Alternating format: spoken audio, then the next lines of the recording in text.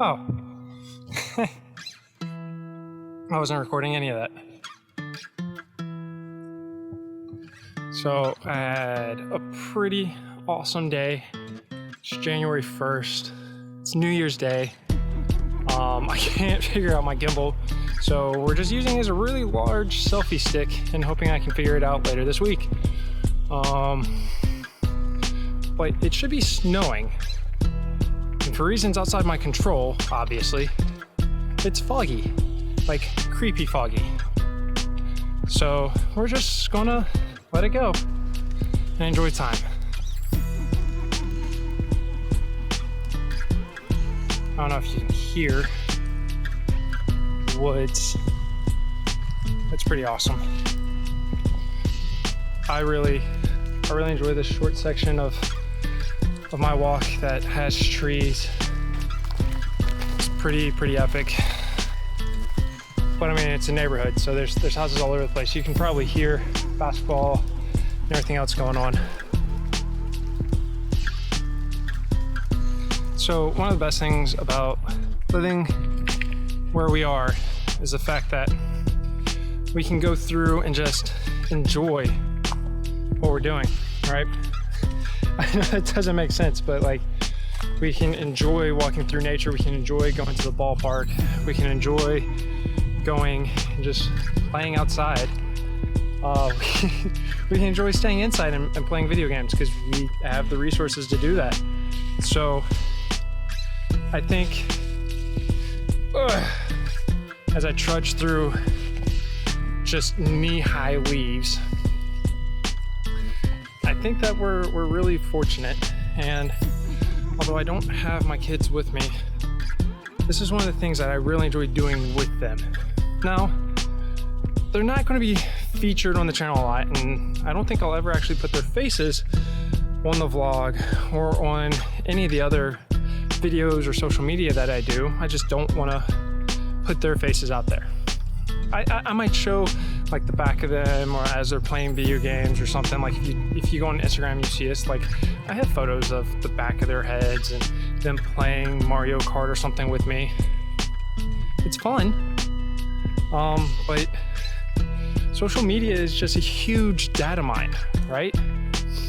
So if you put a lot of images and a lot of information out on the internet, people can use it. And 99% of people are not nefarious. 1% of people are. Maybe more, maybe less. We'll just use 1% because I'm feeling it. But because of the 1% or 5, whatever, 2.5, meet in the middle, you got to be careful with what you put out there. I would love to show people exactly what I do to give my kids quests, to give my kids experiences, to give them new abilities, instill confidence in them, right? Because I think that is one of the biggest things that kids can potentially lack. Confidence. Like if you're not good at something and you see that others are good at it, it can sometimes hurt because you don't think you have the skills necessary to do it. What you usually don't see other people do is the behind the scenes, all the time that they practice, all the time that they go through and they try and make themselves better. Me, I'm not a creative person. This dialogue we're having, really hard for me. I don't know how to do this. You know how I'm getting better at it? I'm practicing. How am I getting better at forming my thoughts and getting them to be more concise, more cohesive interactions? I practice. I go through and I do the actual hard part, which is building the skill, doing rehearsals. I don't want to get in front of somebody at work and be like, yeah, I need to go do some presentations first before I present to the boss. Like, I better be able to talk.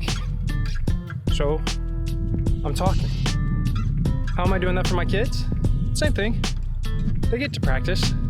How do I want them to be better athletes? I make them go outside and play sports. How do I want them to be better with technology? I'm making them learn. And this is one of the things that I think is pretty important. We don't always make our kids learn technology. It just works for them, right? We didn't make my generation learn how cars work. They just work for us. I think that's really, really bad. I think that it's a terrible service to our kids. Like, the number one factor in the future is going to be the internet and technology and how information flows, right? So if you bury a kernel of truth in a huge swath of misinformation or just fluff, stuff that doesn't matter but is entertaining, like, it's hard. I'm like waving all over the place. I'm sorry, y'all. It's really hard to go through and find the kernels of truth when all you can see is all the noise. So how do we make our kids understand communication technology better? Make them more well-versed in it. Make them understand what's behind it. How do we get kids to understand the internet better? Teach them how it works from the first layer, from how fiber optic is laid, because that should be their future, to how 5G is going to work, maybe 6G, like how these things work. We need to tell them from the start how it works. Okay, you put stuff in the cloud. Where is the cloud? That means it's somebody else's servers. So, like, it's got to be stored somewhere. It's got to be stored on some hardware somewhere. Who owns it? Who owns your data if you upload it to the cloud? I'm not saying don't upload to the cloud. I'm saying just know the information and teach your kids how to find it out, because that's important. And that's one of the things I'm going to teach my kids. And I know you guys are shaking all over the place because this thing won't lock. So I had surgery on this shoulder not too long ago.